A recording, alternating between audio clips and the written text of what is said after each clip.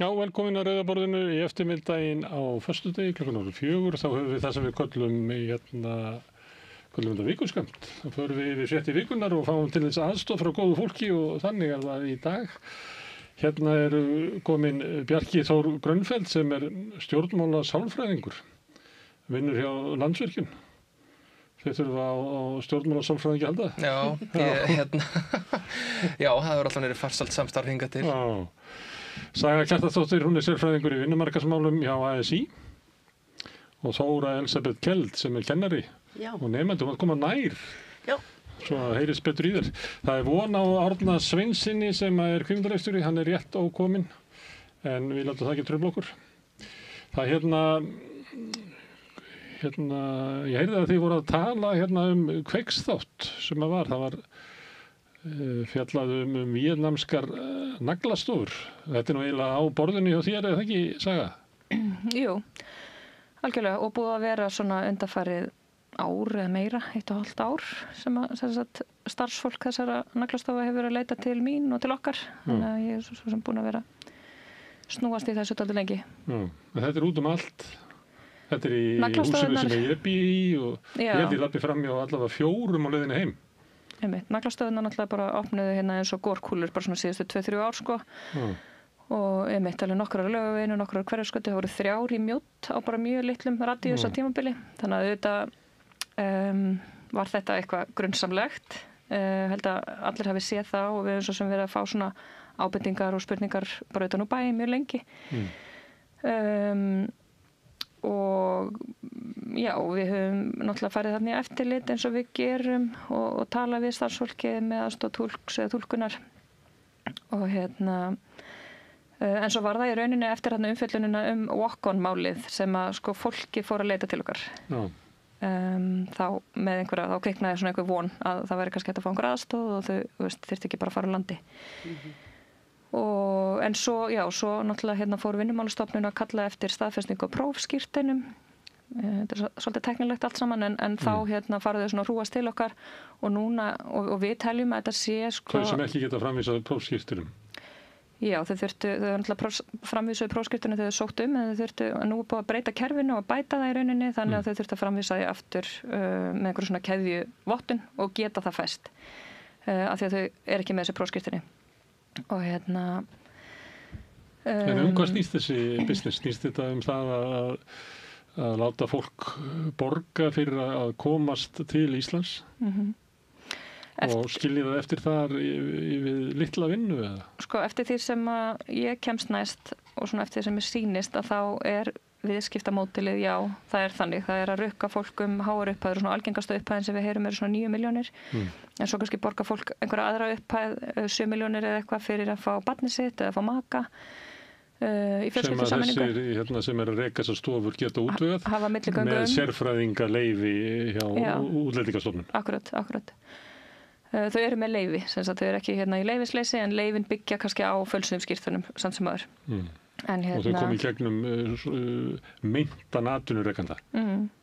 Já, og svo komaði til landsins sum þeirra fá vinnu, sum þeirra fengu mjög litla vinnu og voru bara heimi á sér en mér sýnist það sko af því að allt snýst þetta náttúrulega einhverja að græða peninga og mér sýnist svona það sé þessar upphæðir sem eru greiddar í skiptum fyrir atvinnuleyfið og vinnuna í rauninni. Það er aðalpeningur. En það skiptir ekki máli, segjum að þú myndir borga mér fyrir að koma hingað, 9 milljónir, að það breytir ekki svo miklu fyrir mig hvort að þú sitt að vinna á naglastofunum minni og selja Þóru naglasnyrtingu. Nei, akkurat. Það er allavega í sumum tilvikum var þannig að fólk var lítið að vinna, en svo annars staðar var fólk vissulega að vinna og þetta ekki að fá rétt laun og svo framvegis. Ég kíkti inn sko leiðinni framhjóðsstofum og það er hellingur að gera.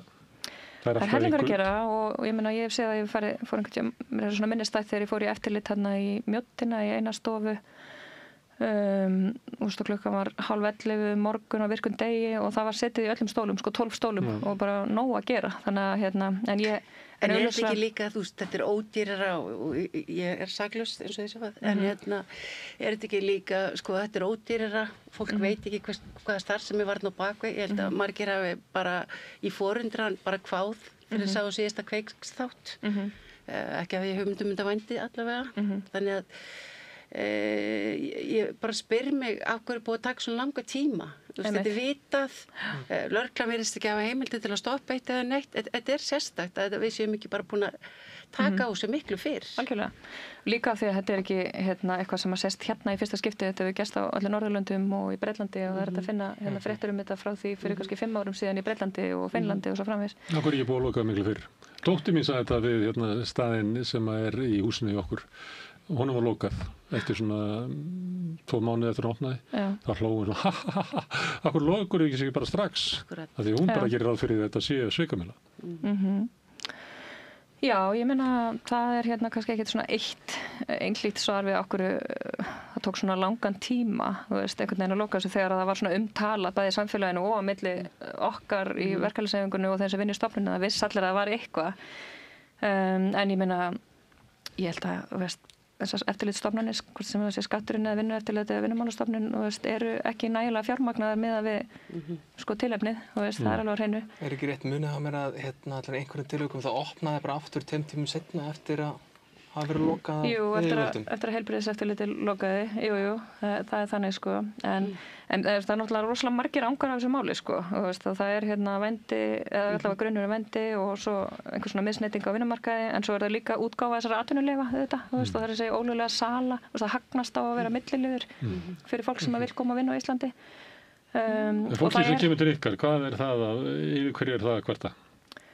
Það er aðalega hvert að ég vera að missa grundvöld til að vera á Íslandi því að þau lögðu mikið í sölunar, þú veist, ég er búin að borga hér 9 milljónir, skuldsettu sig í heimalandinu, jafnvel sko fjölskyldan að skuldsetta sig og fjölskyldan að borga til þess að, og þetta er sko fjárfesting til mjög langs tíma og ég regn mig mjög ofta á það að fólk skilur ekki. En þið geta ekkert gert í þessu því að þetta er ólögleg, eins og ef ykkur er keypt þessa þjónustu, þá er þetta þjónusta sem er ekki venduð, þannig að ef ég fæ ekki vöruna sem ég keypti þá bara er ég óheppinn? Við getum ekki sótt þennan pening, nei. Við getum sótt ógreiddu launin, eða þú veist, stéttarfélög gerir það, en við getum ekki sótt þennan pening. Það verður að vera lögreglumál. Það sem við erum að gera er þetta bara að kippa í spotta eða hafa samband við opinbera stofnanir og útlendingastofnun og við höfum sótt mansalsleyfi fyrir marga og ráðlagt mörgum að gera það og núna er bara ég held að við höfum svona með okkar milligöngu hafi verið sótt allavega 30 leyfi sem að liggja bara í útlendingastofnun og ég held að við veitum bara ekki alveg hvað við gera við það sko. Sem er fólk sem hefur komið hana, getur ekki framvísa að það séu með próf í naglasnyrtingu og þið eru að sækja að fá hér bara svona almennt valar og atvinnuleyfi. Já, mansalsleyfi, því að það er ekkert mörg leyfi í boði, sko, ef þú ert ekki á grundvelli vinnu og atvinnuleyfi kerfið er þannig að þetta snýst alltaf hvað vantar íslenska vinnumarkað. Okkur vantar sérfræðingar þessu og þess vegna er þetta að fá leyfi á því.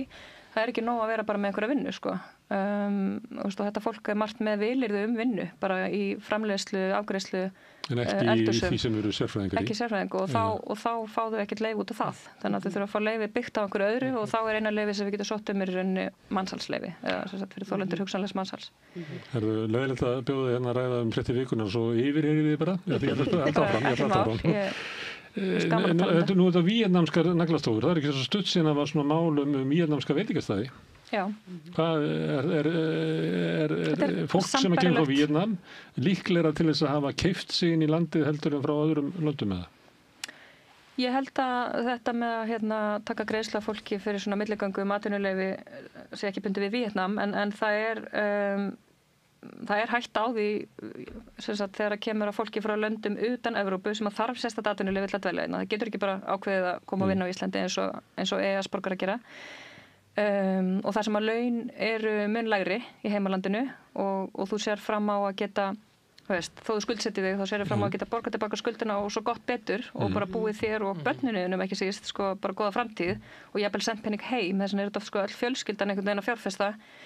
Að þá er hægt á því og það er bara þannig og það var komið upp dæmi það á Norðurlöndinu líka með hjúkrunarfræðinga það kom upp mál eitthvað í Finnlandi þar sem að eþíópískir hjúkrunarfræðingar höfðu borgað háar upphæðir fyrir starf sem að var svo aldrei til, það fengi aldrei einu svona koma til landsins þannig að þetta er bara þetta er náttúrulega bara svona birtingamynd á misskiptingu í heiminum þið vitið, það er bara margir sem að vilja fá tækifæri til að koma og vinna fyrir laun sem er í boði hér og eru tilbúin að leggja mikið í sölurnar og líta á þetta sem langtíma fjárfestingu. Einu sagan í viðtali, hvað heitir hann, Mæjar, svona gyðingur sem er oft í öllum þessum mafíumyndum. var mikill vinur Lucky Luciano. Hann í Guðföðnum, hann í öllum þessum myndum. Því að hann sagði eins og að allt sem að við gerðum, ríkið tók það yfir. Nú komið lotteri, við vorum að selja The Numbers og eitulífasalan, þeir eru að taka hana yfir, þetta allt orðið læknadóp og þeir munu taka yfir vændið og kannski tekur ríkið þetta bara yfir, byrjar að selja hér inn 9 milljónir fyrir dvalarleyfi á Íslandi. Bandaríkin gera þetta nú. Eða ekki? Já, það nefnilega, ríkið tekur alltaf upp það sem að glæpamenni finna. Tollar voru til þess upphaflega bara það sem að vegræningjar tóku. Þeir lærðu það í staðinn fyrir að drepa þau og taka allt sem var með, þá sniður að taka bara 20% af því svo með þá kemur aftur. Þetta alveg áhugavert að segja því að það núna stendur til að hækka verulega og margfalda gjaldið sem að ríkið tekur fyrir atvinnuleyfi. Ekki upp í 9 milljónir að vísu, en og ég sé ekki alveg hvernig það á að vinna gegn misneytingu og mansali. Ef það á að vera tilgangurinn þá sé ég það ekki alveg af því að fólk sem er að borga 9 milljónir það munar ekki 150 skall eða 200 skall. Hver borgar 9 milljónirnar í kerfinu sem á að taka við? Er ekki 9 milljónir heldur, hver borgar atvinnuleyfið? Er það meinti atvinnurekandi? Ef þú ert forritari frá Kanada og ert að koma að vinna hjá CCP eða eitthvað, þá er það atvinnurekandinn. En í tilviki þessara naglafræðinga þá myndi það sjálfsögðu falla bara á starfsmanninn Árni, velkomin. Við höfum gert svona til þess að sýna hvort við notum naglastofur eða ekki. Já, þú notar það ekki. En hafið þið ekki notað naglastofur? Nei, mamma hefur notað naglastofur. Já, en víetnamskar? Veit það ekki. Hún er á vastíknum. Já. Já, ég veit það ekki. Ég sé að þú glottir. Ég bjó í Bretlandi í nokkur ár og þar þótti, þar poppuðu þessar naglastofur upp í það í litlum bæjum í kringum London og það þótti svona til marksum hnignun the High Street sem er svona, það er alltaf einn laugavegur í hverri breskri borg eða hverjum breskum bæ og margar svona rótgrónar búðir sem lögðu blaupan og eru annað veipbúðir eða naglastofur. Já, það er á við Laugaveginn, það er nokkrar svona á Laugaveginum ekki? Jú. Og á Hverfisgötunni. Það eru lundabúðir, nagla, hvað heitir þetta? Ég þekki það vel, bíómiðbærum, þetta er annað og svo fyrir að bera svolítið á veipbúðum líka. Lundabúðir eða naglar.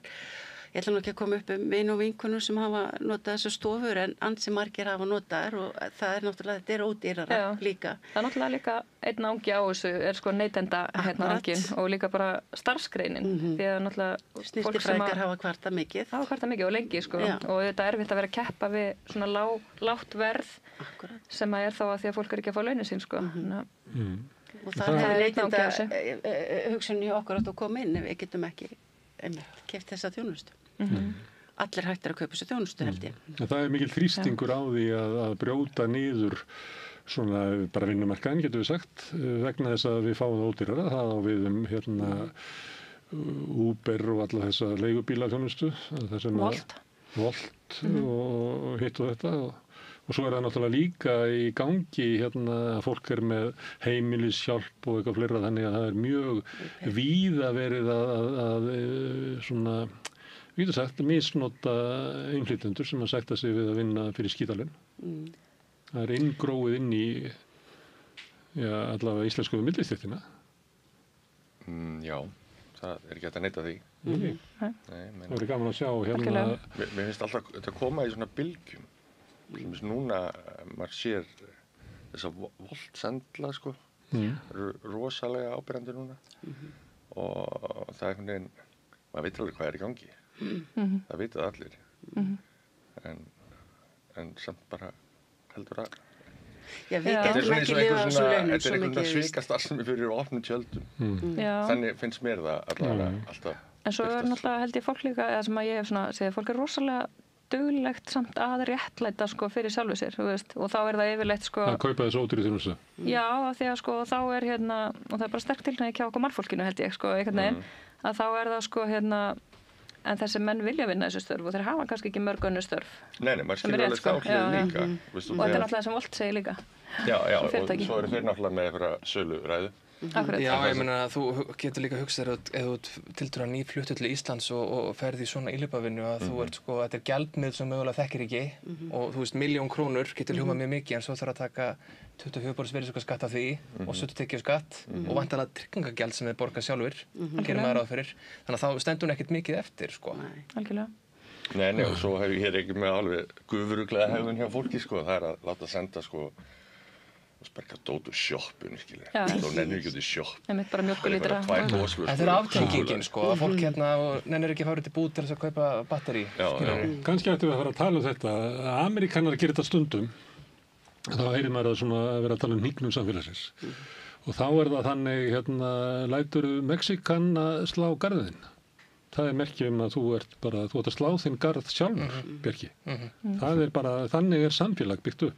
Þú ert ekki að níðast á hérna einhverjum, þótt að innflytjendur komi og séu til að gera það. En þá er það bara þá þú að taka þátt í þig að brjóta niður.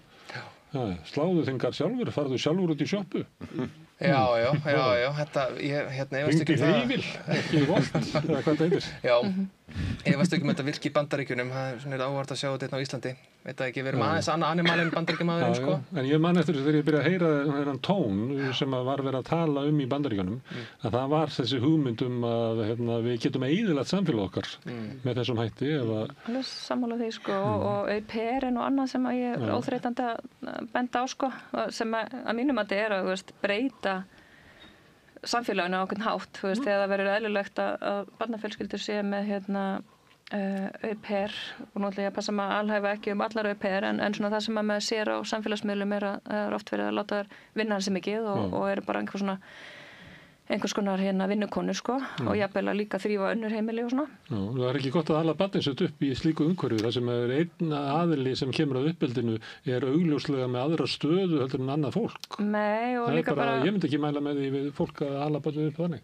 Nei, og líka bara hvernig samfélag er það orðið ef við ráðum ekki við að, einhvern veginn, hirða heimilið okkar eða garðin okkar sjálf, þá þurfum við kannski að fara að spyrja annara spurningar líka, er svona mikið að gera hjá okkur? Það er það. Já, það er það. Og þetta er til dæmis, maður gæti orðað þannig og ég held að séu nú búið að fjalla það allavega erlendis að aðgengi að au pair eða þjónustustúlkum hefur svolítið keypt kynjastríðið út af heimilunum. Í staðinn fyrir að við leysum kynjastríðið af heimilunum að þá outsourcum við því sem að ágreiningurinn er til kvenna frá Asíu. Mjög oft frá Filippseyjum núna, eða það er trendi núna. Þannig það er ekki alveg svona góð staða í samfélagi að leysa kynjastríðin á heimilunum með þessum hætti. Það er ekki alveg. Samanlega. Herðu, þetta var kveikþáttinn og þetta mun halda áfram eða ekki? Þetta er mörg mál.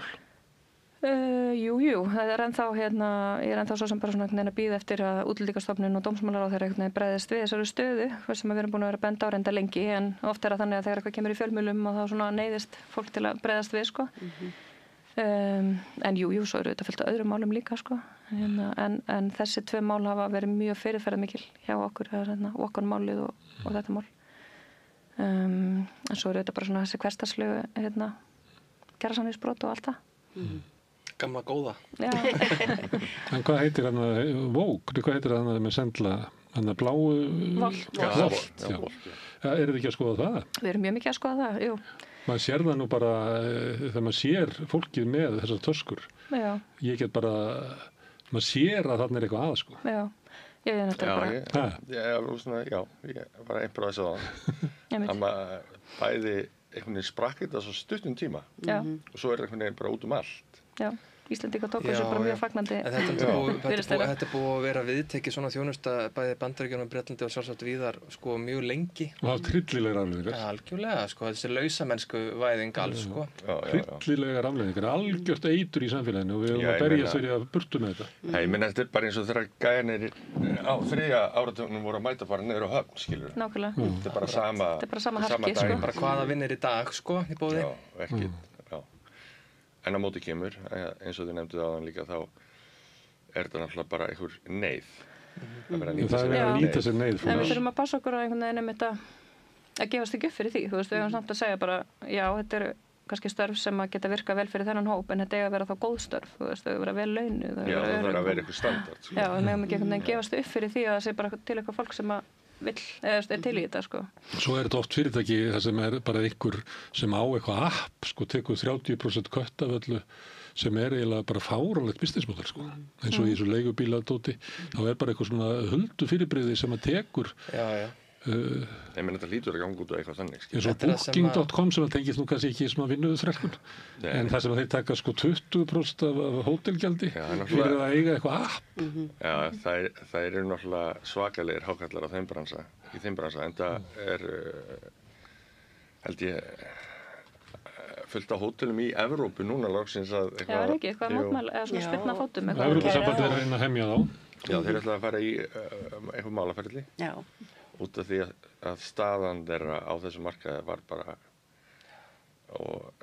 var mjög sterk og þeir voru algjörir ég þurfti að díla við það. Þetta eru hákallar, sko. Já, þetta er það sem Jannes Varoufakis kallar cloud thieves, það sem verður svona í einhvers konar í þessu sambandi við sko einhvern háan herra upp í skíinu, sko, sem tekur alltaf sinn kött. Já. Þetta líklega mest hraðvaxandi business í heiminum. Fyrir utan eitthvað gervigreind og svona, ég veit ekki hvort það sé business, gervigreind, ég veit það ekki. Herðu, það var allsherjarþing Sameinuðu þjóðanna, það var óvenju mikið í fréttum. Það var oft verið haldin allsherjarþing að það verið neitt í fréttum. Já, en svona fórkastanleg staðan. Já, það voru mörg lönd sem að voru þarna að viðurkenna Palestínu. Við vorum svona eitthvað að ræða það við svona alþjóða lögfræðinga hvort það hefði eitthvað gildi í samsins.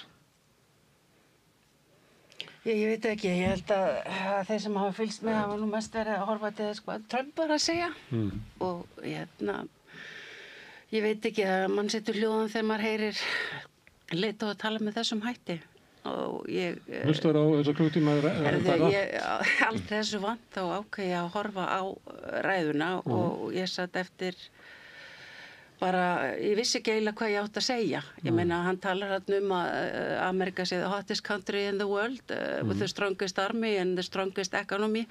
Fyrir mér var þetta kannski bara hann að tala til sinna kjósenda. Hann var ekki að tala til Evrópu eða annara landa. Það var ekki sameining þarna. Þá bara ég frábær og þið sjáu þig ekki, þá bara hvað ætlaði að gera? Hann sagði líka að hann sæði eitthvað fyrir sér og það væri þannig að hann eiginlega hefði alltaf rétt fyrir sér. Já, mér fannst líka þessi boxhanskar sem... Það var ekki að vera í sjálfstyrkingarnámskeið sem Nei, þetta var mjög áhugavert, vegna sem með einhverja boxhanska og boxpúðum var þá Sameinuðu þjóðirnar. Þetta var ótrúlega áhugavert að þær var ónýtt-stofnun og allt þetta. Já, bara, en þetta bara að hlusta á þetta ég veit ekki, við erum að tala um fjölþáttastríð og alls konar ógnanir. Já, ég var bara svolítið leið. Ég veit ekki, ég fæði hennar klukkutíma aldrei tilbaka, ég veit það þó. En ég veit ekki hvert við erum komin. Hann sagði að loftslagslínun væri bara svindl. Já, þetta náttúrulega bara vindurinn frá hinu mengaða Kína. Ég veit ekki... Hann sagði að það væri sharia-lög í London, þar sem að væri ónýtur borgarstjóri sem væri múslimi og það þyrfti bara að koma honum í burtu til þess að endurheimta London. Já, ég meina hann var að ala bara á sundrungu, innflytjendur, þeir væri náttúrulega bara dópistar og glæpamenn og þetta var bara kjarnan í hans ræðu. Og hann talaði svolítið niður til okkar í Evrópu eins og hann gerir stundum. Hann er stóri bróðir. Fólk hefði ekki bara labbað út undir þessu? Ég var hissa á því. Ég vissi ekki alveg stundum hvort fólk var að hlæja með honum eða að honum en ég veit ekki af hverju við tökum ekki sterkar á þessu. Þetta er ekki gott að vera í einhverju bandalagi. Þarna ertu með bandaríkjamenn og þeir tala með þessum hætti. Ekki bandaríkjamenn, ég ætla aldrei að hlífa þeim en já, þetta er ekki gott. Við vorum eitthvað fjallum um daginn í vikunni og ég tók dæmi þarna af það sem hann talaði um London og borgarstjóran sem hefur verið kosin í 3 skiptið þarna og ég skoðaði bresku pressuna og ég sá ekki að neitt svona móðgæðist fyrir hönd London eða Breta eða tækja upp hanskan, það var hann kallræfillinn sjálfur sem að þurfti að verja þetta og það ég hugsaði byttu þetta orðið þannig á Vesturlöndum að við látum þetta bara yfir okkur ganga. Það er engin sem andmælir sko rasistanum og fíblinu því að þá verðum við sökuð að vera líklega með hatursorðaðu gagnvart Trump að kalla hann rasista og fá þetta. og það við bara látum þetta yfir okkur ganga. Mér finnst það eiginlega þessi ræða að vera að merkja það.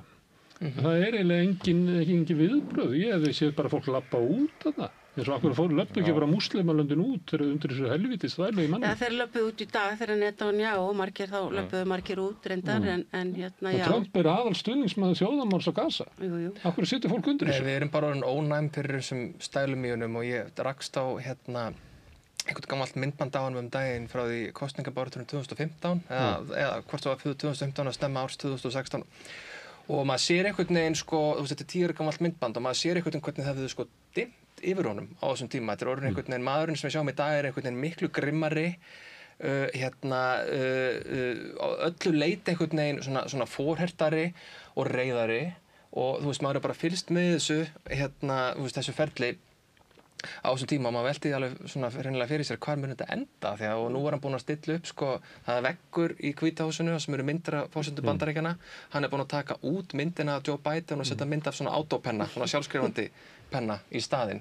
Reynda kannski svona eina fyndna sem að minnst hann hafa gert sko. Hann er nú allt oft fyndin í tilsvörum sko en svo sagði hann líka hérna á minningar af Charlie Kirk hvað fyrir þó alltaf ekki vika síðan eða eitthvað annað sko og þetta er fórseti Bandaríkjanna sem segir I hate my opponents þú veist það er ekki bara þetta einhvern veginn þú veist ég reyna að standa á mínu heldur sko ég hata hann er að framkvæma það og óskaði allsins illa hann er að því í staðan fyrir að taka undir orð ekkjunar sem talar fyrirgefningu en ég held að þetta sé bara við séum bara orðin bara pínu eins og þú segir ónæm og þetta er bara svo mikið rugl. Ég held að það er ekki landmann. Nei og það er líka það man ekki einu sinni hvað hann sagði síðustu viku. Það er óþægilegt að horfa upp á svona undirlægu hátt sem að finnst svona þetta smjaður við hann. Smeðjuskapurinn í leiðtogum Evrópu. Það er bara niðurlægjandi fyrir Evrópu. Það er svona vont sko, það er ekki gott fyrir sálina held ég. Smeðjuskapurinn er náttúrulega Úkraínustríðið. Þeir eru skítræddir að þeir pakki saman. Hann er hættur. Nei, þeir eru ennþá... Nei, Bandaríkinn, hann segir það að núna segir hann allt í einu að Úkraína getur unnið stríðið. Og hann segir að hann er alltaf að skaffa vopn. Það er NATO og Evrópusambandi sem borga það. Þannig hann ætlar ekki að leggja neitt í Úkraínustríðið. En ef þið vilja halda þessu stríði áfram, þá kaupið þið bara þjónustu af mér og ég ætla að græða því, segir hann. Þannig að þeir eru búin að missa hann. Já, þeir eru alveg til að kyngja því vel, sko. Því að þeir eru svo desperate, varandi það. En hann ætlar ekki að veita neitt stuðning, Úkraínu. Þeir líta á þessu stuðning og að selur þeim eitthvað. Það er alveg nógu gott fyrir það. Því að þeir klipptu alla tollahækkanir og allt frá honum síðast. Og svo slæri hann í og úr með þetta og þeir bara vona að þeir allan að pakka ekki saman, sko. En ef sleikjuskapurinn var þau að halda Bandaríkjunum inn í Evrópu, þá tókst það ekki. Því hann er farinn, hann er búinn að vera þvó hendur sína á þessu stríði. Hann segir að auðvitað get ég selt ykkur vopn, sko, við græðum bara því að vera gott fyrir efnahinn. En á hinbóginn þá einhvern veginn vita þeir heldur ekkert alveg hver þeir hafa hann. Þannig að þeir eru bara að vona það besta. Nei, en það var hann hérna að koma á friði í sjölöndum að það ekki. Jú, svo er náttúrulega með allt þetta rant og rugg og fólk er bara árið svo ringla. Hann er ekki að leiðrétta hann eða debata hann, sko. En sko þessum hérna karakter, ef við viljum einhvern veginn pæla í Donald Trump sko, sem karakter, þá rakst ég á eitthvað svona viðtal við frængans sem að hérna hefur, sem er sálfræðingur, Mary Trump held ég hann heiti, hérna, og hún var eitthvað svona að reyna að lýsa þessum karakter sko, og gefa einsýn og hún útskýrði þannig bara, alveg frá því að hann var bara barnungur, þá hefur hann alltaf verið að samfæra bæði sjálfan sig og aðra hvað hann sé frábær og þetta sé bara eitthvað svona kjarnaelement í þessari típu og hann er búinn að gera þetta svo lengi og þetta er bara svona stendur fyrir fram á spegilinn og segja sjálfan sig hvað hann er frábær sko. Já, ég held alveg að hann trúi öllu sem hann segir. Já, hann bara trúir þessu. Það væri alltaf lægi ef að við erum ekki spegillinn sem segir við hann að hann sé frábær. Það er ég meina auðvitað eru fólk sem er bara eitthvað svona karakterist heimst og gengur með það hugmyndur og það sé allt sem að það rennur út úr því sé eitthvað stórkostleg viska. En það er samfélagi sem að, þú veist, ef samfélagið sættir sig við það og tekur að sér að vera spegill fyrir viðkomandi. Því að ef þið pælið í því, þegar hann kemur fram og hann sér sig frábær og svona, þá er þetta lærð niðurstaði hjá honum. Af því að þú sagðir hann væri frábært og þú sagðir hann væri frábær og þú sagðir hann væri eini maður sem getur gert þetta og hann bara trúir þessu kallar æfitinn. Þessa tækni náttúrulega fullkomnaðan í Apprentice því að það er náttúrulega raunveruleika sjónvarpsstjarna í grunninn sko og ég held líka svona hluti af því að vinsældum hans má rekja til þess að hann með tilfinningarnar utan á sér skilurðu, okkur finnst hann vera það sem kallað á ensku authentic hann bara, hann sá sem hann og birtist ekki þessi gríma sem fólki finnst stjórnmálamenn hann bara skíthæll og gengst við því já, og hann segir bókstaflega, hann sé ekki sérstaklega góður maður sjálfur sko. Nei, en það geta hann ekki samfært neitt það en hann veit það líka, hann sagði fyrir löngu síðan hann geti skotið mann á tilstafinu hann kemist upp með það en svo sagði hann líka fólk svo sem daginn að bara I hope I get to heaven þannig að það greinilega markmið hans ennþá samt sem maður Já, hann er alltaf fyrst og fremst bara kannski birtingarmynd á einhverju mjög löskuðu samfélagi sko. Ég sammála því, ég held að við gleymum sko hvað erum við að kjósa yfir okkur, hvert erum við komin, akkur erum við komið þarna, þetta er ekki, það er einhver ástæða fyrir því að hann kosin á sínum tíma, ég meina þessi skautur í Bandaríkjunum, ég tala við fólk sem hefur bæði hreyfist á Trump og ekki, og þetta er bara, það er einhver rosaleg gjá orðin. Og ég veit ekki alveg hvernig verður hægt að laga þetta. Ég held þetta með þetta tvekja demokrata og republikanar sé eitthvað úr sig gengi batteri. Ég er að fara að tala tveggjaríkja lausn í Bandaríkjunum. En það sem er svo merkilegt til Trump sem mennsmaður að hann virðist vera með sko ráðgjafa sem hann hlustar á og tekur mark á. Og Charlie Kirk var, já, nefnilega, að sko Charlie Kirk var einn af þeim sko og Trump hefur sagt að hann eigi að hafa átt stóran hluta í sigrinum núna síðast. Hann skaffaði atkvæði fyrir sig. Já, og hann með því að sko nota svona hlut úr hans leikbók sko. Já, svo Charlie Kirk safnaði atkvæðum. Já. Og svo hafði hann tölvöldum að segja hvernig ríkisstjórnin var mönnuð. Og það er það ekki bara mafjósin sem að þú reddar mér atkvæðum og ég borgaði tilbaka að þú mátti þú leggur til þess að 3 ráðherra og ég læti eftir þér. Já, ég líka vísa til þess sko það sem að Trump gerði í kosningabaráttunni svona sem var gert sérstaklega til að höfða til þessar ungu karlmanna sem voru hættir að kjósa, kosningaþátttaka þeirra minkað verulega og svo eykst hún aftur skyndilega núna og það er meðal annars sko J.D. Vance eða ráðum J.D. Vance og Charlie Kirk að þakka sko. Charlie Kirk hafði áhrif á það að J.D. Vance var varaforseti efni. Já, en ég meina við sjá, sko, þegar þú ferð út og tala við fólkið, þá finnst fólkinu að þú heyrir í því. Og ég meina, hvað gerir Kristrún Frostadóttir ekki? Hún fer bara og tala við alla og pekar upp atkvæði hér og þar. Fólk fyrir upplifa, hún heyrir það sem það er að segja og vill fá í gegn. Það er alltaf ótrúlegu fjöldi sem mætir á fundinni á Trump þegar hann heldur rally. Það er bara, sko, þúsundir á hverjum stað, sko. Já, hann er rockstjörna. Já. Það verður svolítið stór rockstjörna til að ná að fylla þessa leikganga mannfyllir.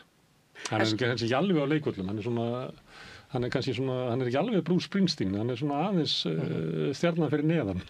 En þú varst svolítið kannski að koma inn að við viljum ekki heyra neitt lengur sem er óþægilegt og við erum ekki að taka afstöðu.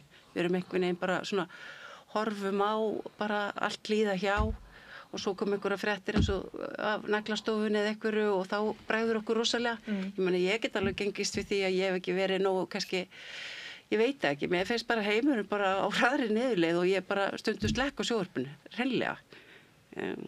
Fréttirnar hætti ekki, sko? Fréttirnar hætti ekki, það er alveg rétt.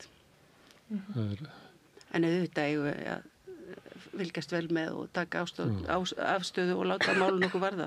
Ég held reyndar að hluti að því að fólk forðast fréttir er það að fréttirnar eru sagðar raunverulega án nokkur samhengis. Það er verið að bombarda á okkur alls konar illum tíðundum en það er eiginlega ekkert samheng í þessu og stundum eru við bara að hlusta á eitthvað svona áróður og eitthvað, þannig ég held að sko fréttirnar gætu verið bara betur sagðar sko.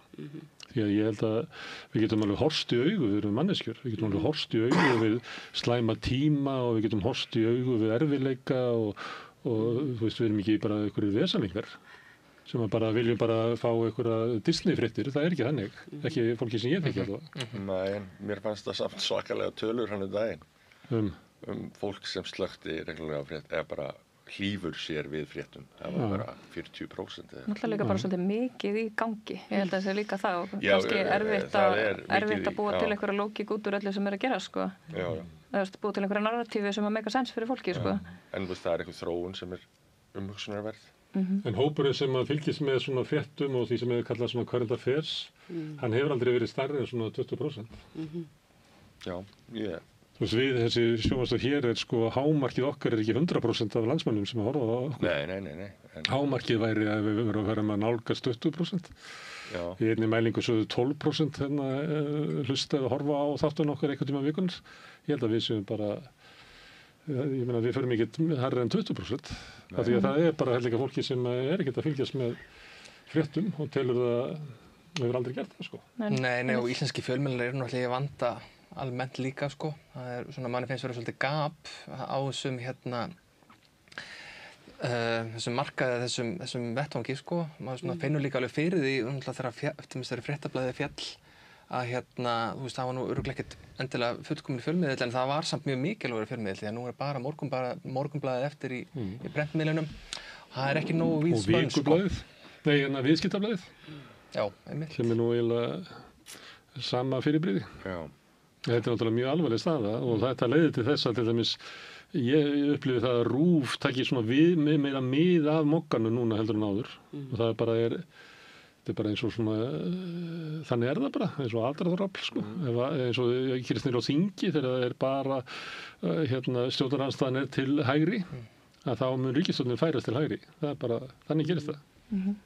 Við svara gagnrýninni og aðlaga sín mál að gagnrýninni inn á þingi og hún öll frá hægri þannig að það mun automatist gerast. Þeir tósa í. Já. Já, þá ætla málamiðlarnir þá færast lengra til hægri sko.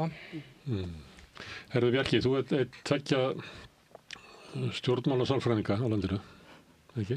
Jú, rétt. Ekki Donald Trump bara það besta sem kom fyrir ykkar fag?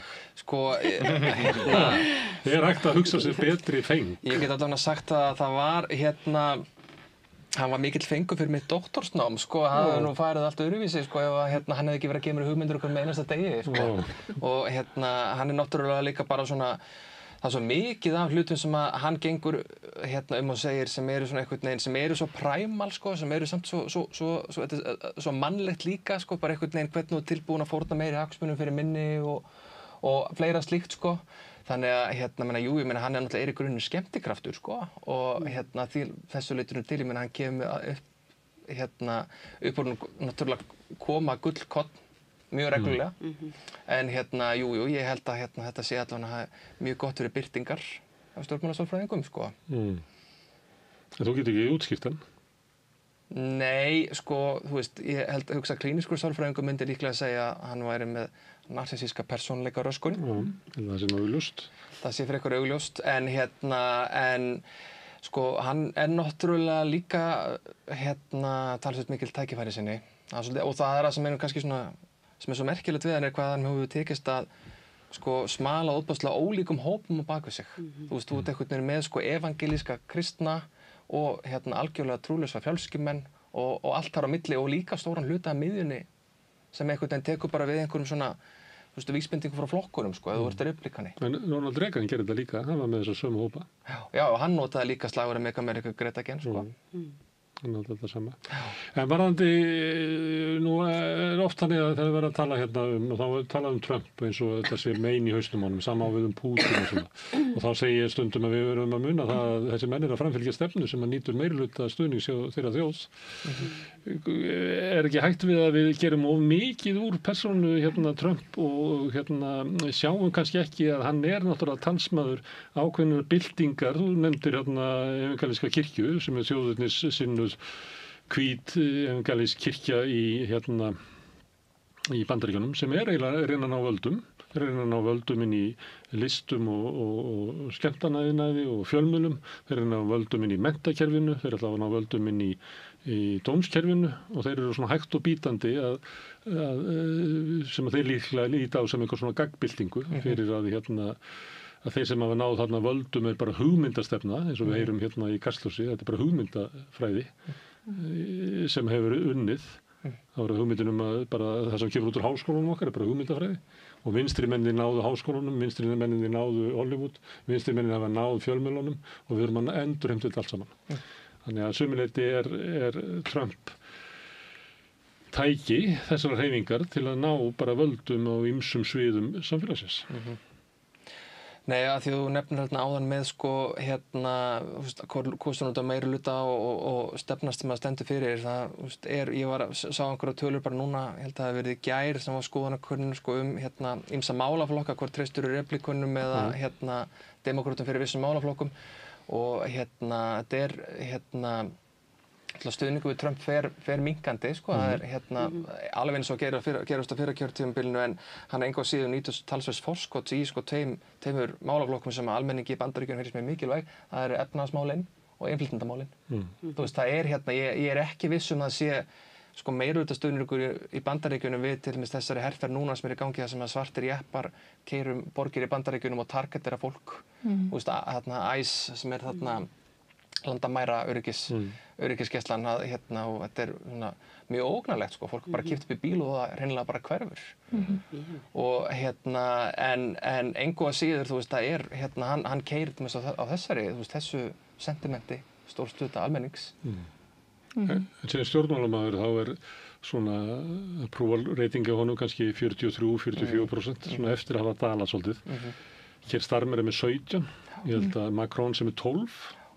Ég menn hann bara ber höfuð og herðar yfir aðra leiðtoga á Vesturlöndum. Ég meina, eins og staðan er núna, það geti verið mjög líklegt að það gæti hreinlega orðið komið til þess að Nigel Farage verið forsætisráðherra Bretlands. Það er alls ekki útilokað. En aðeins svo við klárum Trump sko, en nei, ég meina auðvitað er hann fulltrúi einhverja sjónarmiða og skoðana, engin spurning sko, en samt pæli ég í því hvort að karakterinn er ekki líka dálítið breyta þarna því að hann virðist vera orðin bara eitthvað svona goðsögn eða bara svona nánast eitthvað trúarleg fígúra sko og sérstaklega eftir að hann var skotinn í eyrað og það hefði hann ekki að þá náttúrulega fekk hann bara eitthvað svona goðsagnakenndan blæ enn frekar og þannig að fólk verið sko treysta honum svolítið í blindni líka þú veist, jafnvel þó að finna sundskrítið eins og þetta með ICE-bílana og þá var það bara, ok, hann hlýtur að vita hvað hann er að gera samt sko, þú veist, hann er leiðtoginn okkar, Hann alltaf líka hefur bara breytt sko, breytt hvernig fólk lefur sér að hegða sér sko. Ég held að það smitist alveg, veist, og við finnum það alveg sjálf, bara alls konar svona sem við köllum í okkar samfélagi skautun, þar sem fólk að taka upp hanskan til þess að benda á einhvern jaðarsettan hóp og biðja okkur öllum að ofsækja hann eða eitthvað. Þetta finnst mér hafa hann svolítið innleitt og þar á leiðandi hafa fleiri leyft sér þessa hegðun. Hann opnar fyrir ruddaskap. Já, opnar fyrir ruddaskap og svo erum við náttúrulega með svo mikið málfrelsi þar sem allir helstu ruddanir fá líka að ausa úr skálum reiði sinnar eða hvað sem við vilt kalla. Þannig að þetta er svona keyrt þetta en kvarta gjarnan eða einhver gagnrýnir svo þá, eða þú veist Já, svo náttúrulega bara þykk vörn en það verða mjög fljótlega alltaf mestu fórnarlöfin Já, þeir náttúrulega eru alltaf einmitt eiga mjög bátt en já, mér finnst það vera svona í okkar tíð og tíma með þessum manni þá hefur þetta allt farið svolítið og líka dálítið merkilegt hefur mér alltaf fundið sko, hvernig hann einhvern veginn næra að mála sig upp og bara með mjög árangursríkum hætti, þú veist, sem einhver svona utakarsmaður og einmitt fórnarafn. Já, út af því að hann stillir sér alltaf sér upp kerfinu. Já, einmitt. Og samfærir fólk það hefði enginn geta sagt mér það fyrir 15 árum að, þú veist, einhver miljardamæringur væri orðin einhver talsmaður utakarsfólks eða skiljið, meikar eitthvað sens. Nei, það er náttúrulega alveg galið. Nei, en þessi hægri sveifla sem við göngum í gegnum núna, hún er stóru hluta til, sko, þessi menningarlegs eðlis, finnst manni. Að, þú veist, það er þetta comeback í allt sem er að gilda og annað sem að hann hefur bæði grætt á og líka leitt. En þú veitir náttúrulega hver er öruggasti staðurinn? Fortíðin. Hún er þekkt. Það er öruggasti staðurinn til að vera á. Og þess vegna er svo auðvelt að selja út á einhverja svona glæsta fortíð. Það sagði kona Lóts sem að horfði tilbaka til Gómóru og var það saltstöngli. Þannig að það var öruggar að horfa tilbaka þótt að það hafi verið þjáning heldur að ganga í áttina óvissunni þannig að þetta er gömul saga Herðu, það var frétt alls staðar að Þorgerður Katrín var við það að tárast á fundi á Sameinuðu þjóðunum. Það var ekki allsherjarþingi, það var hérna fundur þar sem var að fjalla hún talaði strax á eftir fulltrúa Palestínu. Mette Frederiksen táraðist á Grænlandi, þar sem voru að biðja grænlendinga, kannski sérstaklega grænlenska konur, afsökunar á lykkjumálinu. Já. Jimmy, hvað er hann, Kimmel, hann táraðist líka. Nú? Þegar hann kom aftur í sjónvarpið eftir að hafa verið vísað í burtu, af því honum fannst það sárt að hann hafi verið sakar það að hafa hlakkað yfir dauða Charlie Kirk. Já. En það var ekki meining hans. Þannig að hvað eru að ræða fólk að gráta? Er það ekki bara fínt? Tilfinningar sem ekki vika. Já, það er það. Það er bara svo mikil spenna í samfélaginu okkar. Já. Kannski er þetta hollt að við að gráta við lestur á fréttunum, kannski ætti Bogi Ágústsson, ef hann væri ennþá að lesa fréttunar, að gráta meðan hann var að segja fréttir frá Gaza. Já, ég ætla að hann nenni ekki að vera sýnísk út í þessi Þorgerðar, sko, ég meina, er ekki bara fínt, þú veist, að hún hafi fundið, eða þannig hafi liðið svona og sýnda, sko. Og það sagði fólk við borðið, fannst það vera bara eiginlega léttir að sjá fólk bregðast eðlilega við. Mér skilst reyndar, sko, já, nákvæmlega, en mér skilst reyndar, það hafi verið eitthvað hræðilegt myndband, eitthvað hryllilegt myndband þar sem hafi verið bara limlesta börn eða eitthvað sem hafa sýnt í salnum áður, sko, þú veist, þannig að það kannski vantaði pínu það samhengi, og þess vegna virkaði þetta kannski eitthvað svona pínu skrítið. Já, ég er alveg sammála og það er ekkit nema heilbrigt við það að fólk geti sýnt tilfinningar. Þetta er alveg svakalegt ástand þarna. Og ef við sýnum bara ekki hvernig okkur líðum með það, þá veit ég ekki hvar við erum. Þá erum við ekki lengur mennsk. En er það ekki bara þá pirringurinn í kringum það að við kannski ekki verið nú afdráttarlaus og farið nú snemma stað með að bara segja, nei, heyrðu, þetta er ekki boði. Nú erum við að hætta. Nú erum við bara að lýsa við sjálfstæði Palestínu og því er ekki að setja einhverja gula miða og nokkrar ísraelska vörur. Fólk er meira kannski að gagnrýna þetta. Já, en að fólk sýni tilfinningar bara styrkleiki, gott segi ég áfram þið. Það sem að hún sendi frá sér fyrsta eftir þetta var það að hún gerði kröfu það að Hamas myndi afvopnast og kæmi ekki nálægt stjórn á Gaza sem er eiginlega krafa Ísraels. Það er alltaf rosa skrítið að þegar svona dæmi er í gangi að krefjast þessar hannar aðeins afvopnist. Hvaða staða er það? Það meikar engan sens. Meikar engan sens fyrir fólkið í Gaza. Þetta er furðulegt. Það er einu orðið sem ég á yfir þetta. Bara byrjum á því að bara það er fólk að deyja. Hvað er þetta? 65.000 manns, 20.000 börn. Stoppum þetta bara og þú veist, hættið þið þessu. Þetta er eins og einhverju ræningjar myndu ráðast hérna inn á okkur og svo eru okkur öllum stútað því að þeir eru í skjólinu okkar. Þú veist, við erum ekki bara að taka þátt í þessu. Alls ekki. En þetta er allt í skjóli bara Bandaríkjanna. Þannig að þeir halda á þessum rofa. Já, en engu að síður það náttúrulega kannski svona hlutirnir hafa aðeins breyst líka. Það var ég sá einhverja mynda leiðinni sem flugvél Netanyahu tók á leiðinni á allsherjarþingi til New York og hann fer svona þræðir lofthelgar landa sem hann er ekki yfirlýstur stríðsglæpa maður Þannig að en já, bara til að bakka þess að þú nefndir Mette Frederiksen og lykkjumálið í Grænlandi. Ég meina þá er það náttúrulega ekkert annað en það lítur að vera mikill áfangi að fá bara fyrir grænlensku þjóðuna og grænlensku konur að fá bara viðurkenningu á þessu hræðilega máli. Já, það kom eiginlega strax leið og eiginlega áður en hún lenti bara í Grænlandi. Að þá kom og spurningamerki. Já. Þú ert að beðast afsökunar og ætlar að bæta Akkur tekur þetta svona langan tíma? Ætlar að bæta konunum sem eru fyrir þessu með einhverjum hætti? Eru sanngirnisbætur á borðinu eða hvað ætlar að gera? Það kom eiginlega bara strax Já, þær voru búin að sækja eitthvað einhverja miskabætur, ég man ekki alveg upp að hennar. Já, ég sá það. En að þetta hafi tekið svona langan tíma. En það er nú ennþá talsvert neikvæð viðhorf oft á tíðum til grænlendinga með allt annað, Já. Það er vandamálur ennþá fyrir hendi. Já, þeir hafa verið svolítið duglegir að því að vera að fylgjast með blóðanóðar. Við erum duglegir að því að gera þennan tíma upp. Það var eitt sem var daginn.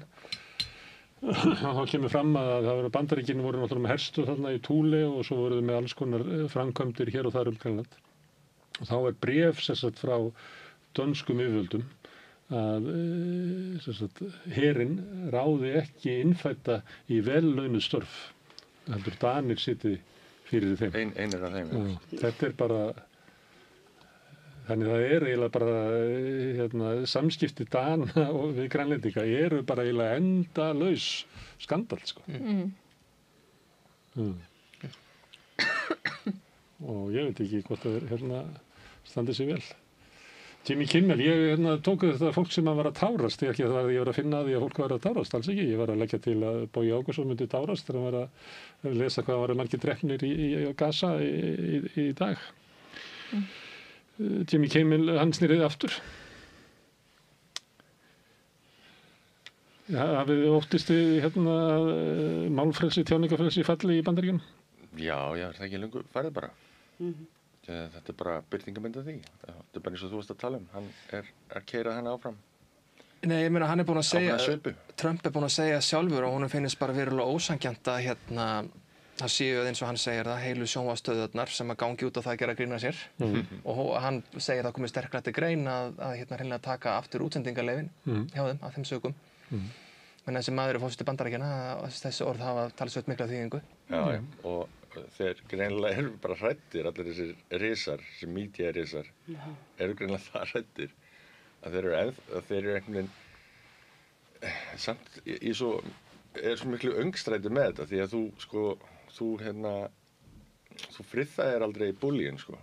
Hann kemur bara og biður næsta skamt eða meira eða eitthvað annað. Þannig að ef þau standi ekki í lappinu gegn þessu, sko, þá verður þetta eitthvað skrítið tafl, sko. En okkur haldið að það hefði hætt við, sjónvarpsstöðin? Að þetta væri, það var vegna þess að svo mikil andstaða og fólk var að, ég veit ekki hvort að fólk geti sagt þessu beint upp, en það var fólk var að segja upp áskrift af Disney, veit ég bara í kringum mig og eitthvað. Og var þetta líka bara held ég inn í bransan. Bara verið bara fjárhagslegir hagsmunir. Leikarar og allir. Leikarar, söngvarar, mótmælisir. Stóð eitthvað sko. Það eru stóra keðjur sem að senda út dagskrá ABC sem að senda ekki þennan þátt út. Nei, og það er töluvert magn, sko, og kannski endar það með því að verði tveggjaríkja lausn og það verði sérstök dagskrá fyrir vestur- og austurströndina og sérstök dagskrá fyrir Trumpland. Það ekki bara líklegt? Ég veit ekki. Rótin að þessu öllu saman bara efnahagsleg, sko, eins og í flestum málum. Það er bara komið svo rosaleg. Líka með samfélag sem er löngu búin að normalisera heimilisleysi. Það er bara búið að vera þannig í 20 ár, sko, ef ekki lengur. Það er litið svo að við getum ekki gert í því, þetta er bara persónulegt vandamál þessa fólks. Já, og stór hluti af því fólk sem var veikt, er andlega veikt, eða frá hausinn út af að vera veikt, eða eitthvað, þannig að...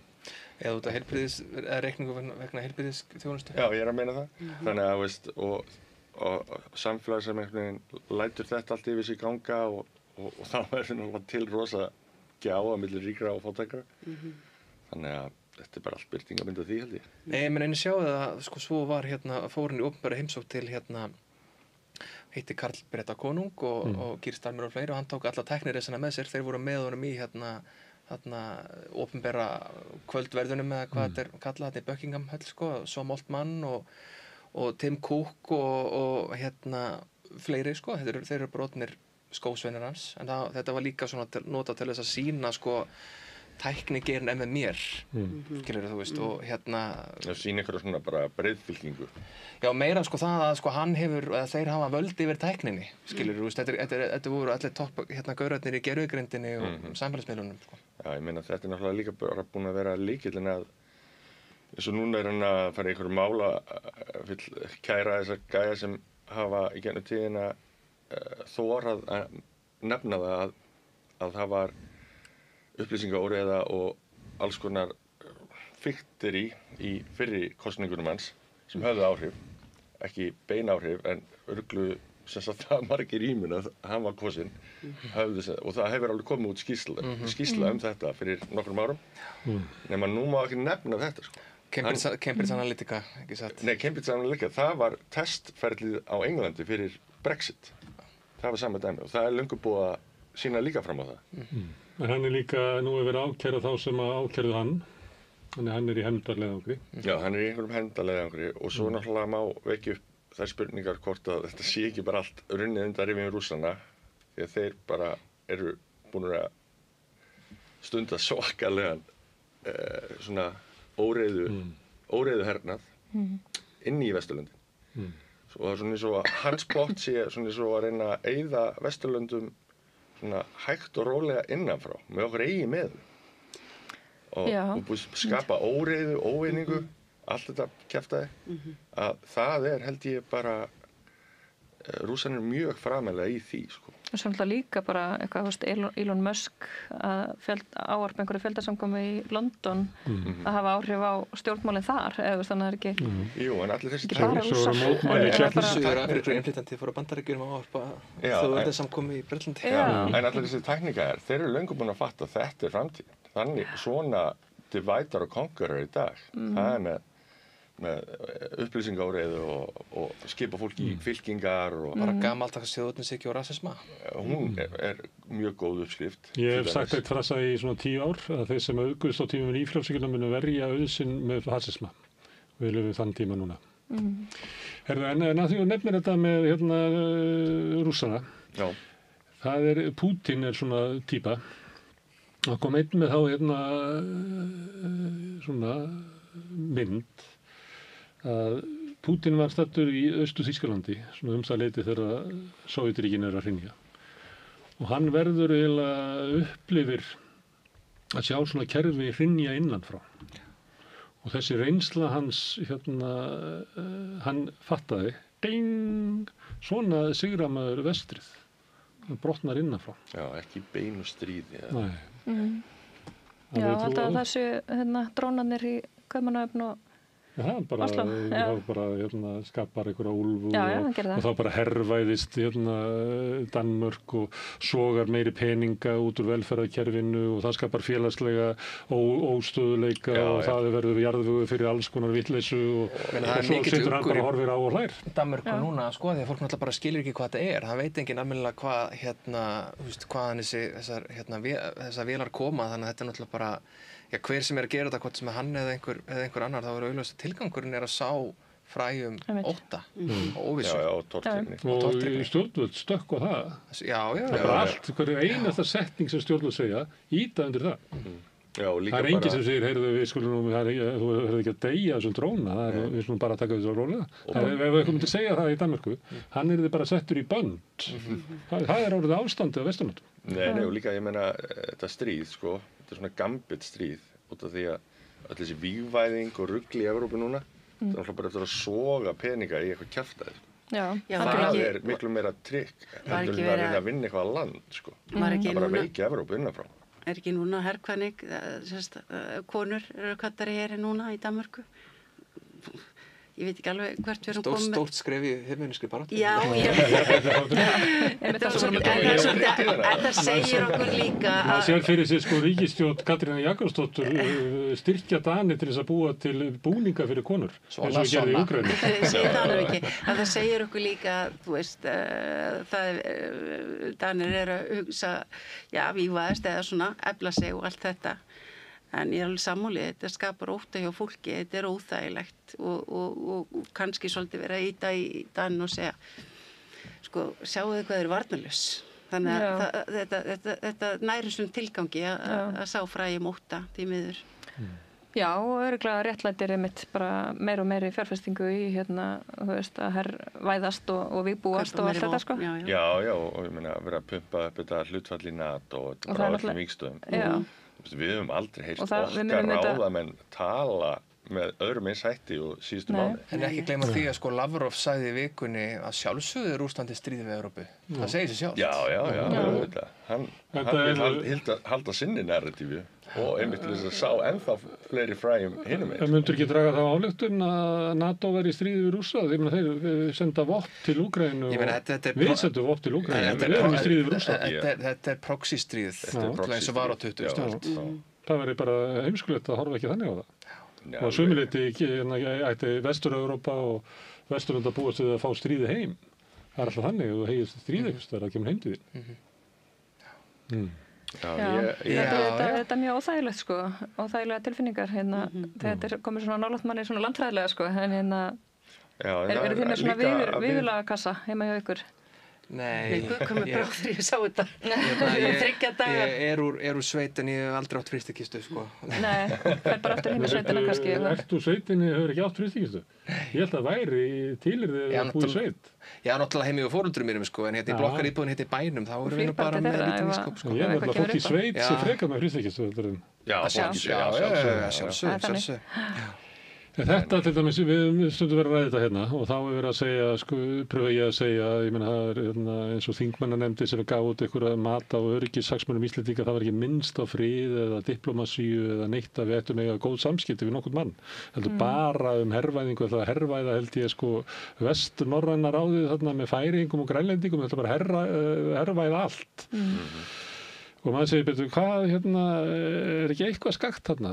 Það er allir eins og herfóringjar. Og þá segir, í Svíþjóð, það var bara að vera hvatning frá stjórnvöldum að við eigum 3 daga matarbeðið.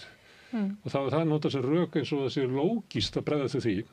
En ég skal alveg segja ykkur það að ef þið búið í Svíþjóð, þótt að ég saxbutta í 3 daga, þá breytir það ekki miklu, sko. Þú veist, þetta er bara leikhús. Þetta er bara eitthvað stórt leikhús, sko. Já, en kannski ertu ekki meira líka benda á, ég meina, þetta færir þetta allt nær okkur. Þessi tilhugsun að það verði kannski stríð og þú sérðu auðlýsingar í bíó, ertu með 3 daga viðbúna þannig? Ég er þetta lengi búin að vera með svona kassa, sko. Nú, já. Nú, hvað er í honum? Það er dósamatur og það eru rafhlöður og dósaupptakari. Þú vilt ekki lendi því að eiga fullt af dósamat en ekki upptakara. Þú veist, það er einhver hellingur. En af hverju þetta með svona?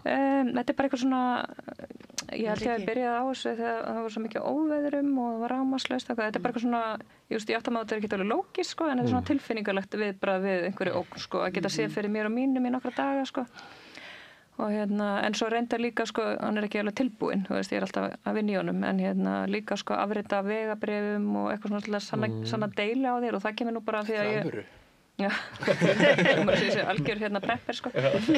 En það kemur nú líka bara frá því ég var svo mikið að túlka í viðtölum með hælisleitendum og þá var maður svona að fylgjast með hvað er mikilvægt að geta, sko, sanna deili á sér ef þú ert í þessari stöðu einhvern tímann í lífinu að þurfa að flýja, sko. Þú veist, því að sönnunarbyrðin er alltaf á móti þér, þú þarft svo mikið að sýna, þú veist, ég er þessi manneskja og ég bjóð þarna og það sem ég er að segja er rétt, þannig að ég hef alltaf verið mér meðvituð það að það er mikilvægt að eiga, sko, á blaði þessar upplýsingar sem sýna hverju þú ert, sko. Þannig að þetta er svona minn, að deila með ykkur mjög svona djúpstæðri. Já, við erum forvitin í hvað er í kassan. En þetta er svona þessi fremsta tilfinning sem kemur held ég upp, sko, en svo, þetta ef að kemur upp eitthvað svona staða þá mun þetta ekki bjarga okkur, sko, heldur frekar eitthvað svona samvinna og Ég meina þjóðaröryggi okkar samengi hlýtur að vera, sko, við verðum ekki að brugðist við eilandi eftir Sigríði Hagalín Björnsdóttur, þar að segja ef að það ef að sú mynd raungerist að það slitnar sambandi heiminn, þú veist, þá eru hlutir eins og, þú veist, það er fæðuöryggi, orkan, það er allt sem við þurfum að eiga til þess að geta lifað af einhvern tíma.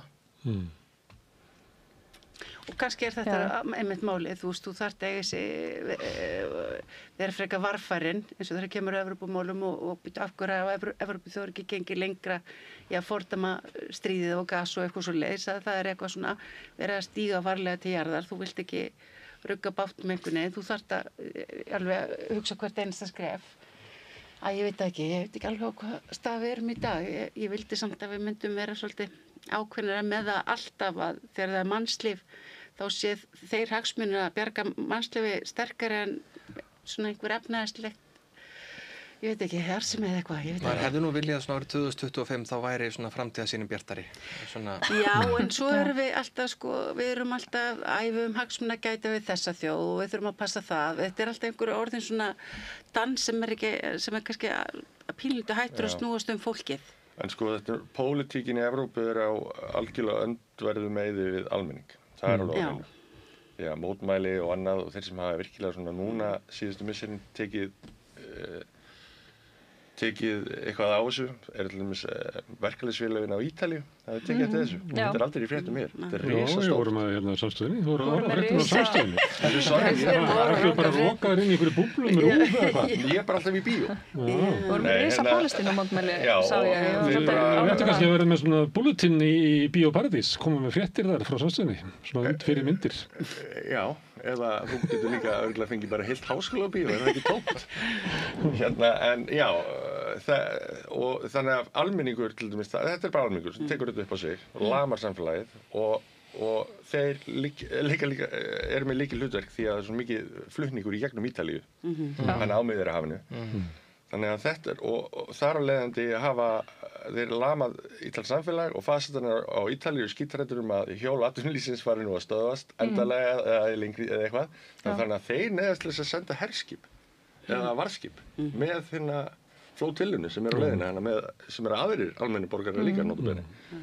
Þannig að ég held að á skákborði pólitíkunar í Evrópu þá hafi einfallega verið ákveðið að fórna fátækasta fólk í heimi sem áger raskat, sem verið að ræna landið af fyrir einhverja ógn úr austri sem allir eru skítræddir við og allir eru að vígbæðast. Þannig að ég held að það sé... Ég held að almenningur í Íslandi sé ekki í takt við stjórnvöld í svona þessari herrvæðingu og þessu svona herforingjartali. Nei, það sér það í könnunum að það var gríðarlega andstaða við það að vera að kaupa vopn og senda vígvöldin. Og maður sér það líka bara í fréttum þegar við alltaf verið að tala við ráðamenn og þá eru þeir alltaf eins og þau séu 5 stjörnu herforingjar auðvitað og skjóta bara niður. Hvað íslenski ráðamenn að segja eða þingmenn að segja skjóta niður ykkur orrustuþotur? Við eigum ekki svona teygjubissu Okkur erum við að tala eins og herforingjar. Svo kannski seinni fréttatífuna þá erum við verið að tala við almenning. Þá heyrir maður að almenningur er bara ekkert að þessar línu. Almenningur er bara Almenningur veit að Íslendingar eru ekki góðir hermenn. Það er nú... Já, það er bara svo gjörsamlega en bara Ísland á bara að vera boðberi friðar. Þetta er lítið land og við eigum að tala fyrir friði. Við hefum ekki verið að kaupa vopn. Við höfum margt annað við peningana að gera. Akkur eru þá ekki frekar nota peningana í að kaupa bara hjálpartæki fyrir þá sem hafa slasast. Þetta er eitthvað skakt þarna. Við erum alltaf búin að vera með mjög... Ég sammála Gunnar, við erum ekki að ganga í takt við þjóðina þarna. Ég held að það vilji bara megin þorra íslensku þjóðarinnar að Íslendingar tali fyrir friði og ekki fyrir stríði. Og við eigum að gera það. Nei, en í þessu pólitíska landslagi þannig að það var eins og það sé eitthvað svona músefn í gangi, Ég held að það sé rétt hjá þér. Hjá pólitísku stéttinni. Já, það er þannig. Þannig að mér finnst alltaf eins og Þorgerður Katrín komin tilbaka af öllum þessum fundum með eitthvað svona glíu í augum. Svona eins og, ég fekk að vera með stóru gæjunum. Alltaf enn herskári en áður. Já, alltaf. Já, við erum alltaf búin að vera með 2 svona mjög herská. Eins og hún hafi verið að spila bara heilan handboltaleik og unnið, bara 1 eða eitthvað. En óttist þið stríð? Eitthvað allsherja stríð? Já. Nei. Ég held að það væri komið stríð hérna í sumar og þeir enda kallaða stríð, þarna 7 daga átökin á milli Ísrael og Íran og Bandaríkin það inni, Þannig að margir sem að tala það að það muni vakna upp aftur á næstu vikum. Ísraels muni ráðast aftur á Íran. Já. Ég meina auðvitað óttast maður stríð, þegar maður finnur nú alveg, hitinn hefur nú sjaldan verið meiri allavega svona hvernig það horfið allan með okkur hér, myndi ég allan að segja svona minni stuttu ævi. Munið þegar þeir eru ung kannski, eins og voru fríðarhreyfingar hérna Vesturlöndum upp úr 1980, stóra hreyfingar og ekki kjarnorkuvá og kjarnorkustríði og læknar gegn kjarnorkuvá og læknar fyrir friði og alls konar starfsstéttir og eitthvað svona. Nú er engin fríðarhreyfing. Nei, og það er náttúrulega erfiðar einhvern veginn að tala fyrir friði á svona tímum, þú veist. Á stríðstímum. Á stríðstímum, það er það. Man segir það sé eins og... Virka bara fyrir suma bara naíft og... Það sé auðvitað að vera vegan milli máltíða. Já, nákvæmlega. Nei, ég veit svo sem ekkert alveg skilir þetta ekkert alveg nógu vel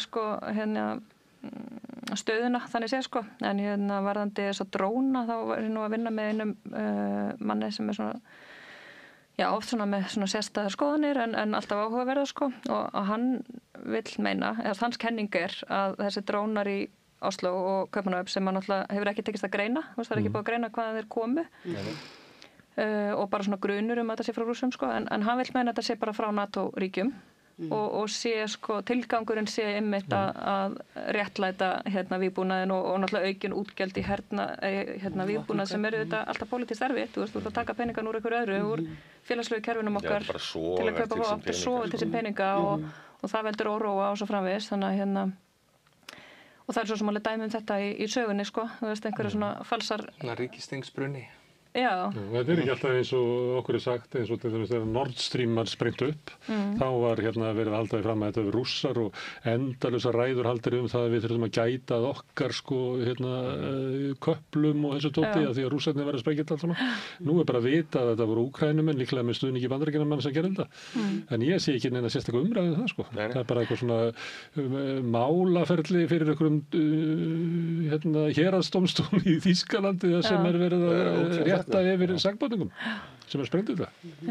Já, og svo einhvern veginn talað að þetta sé svona rússar sé einhvern veginn að meta viðbrögðin, það sé tilgangur með þessum drónum, ég skil þetta ekki alveg, hvaða viðbrögði verið að meta og hefur Rússland einhvern áhuga á Danmörku eða Noregi, ég veit það ekki, ég bara...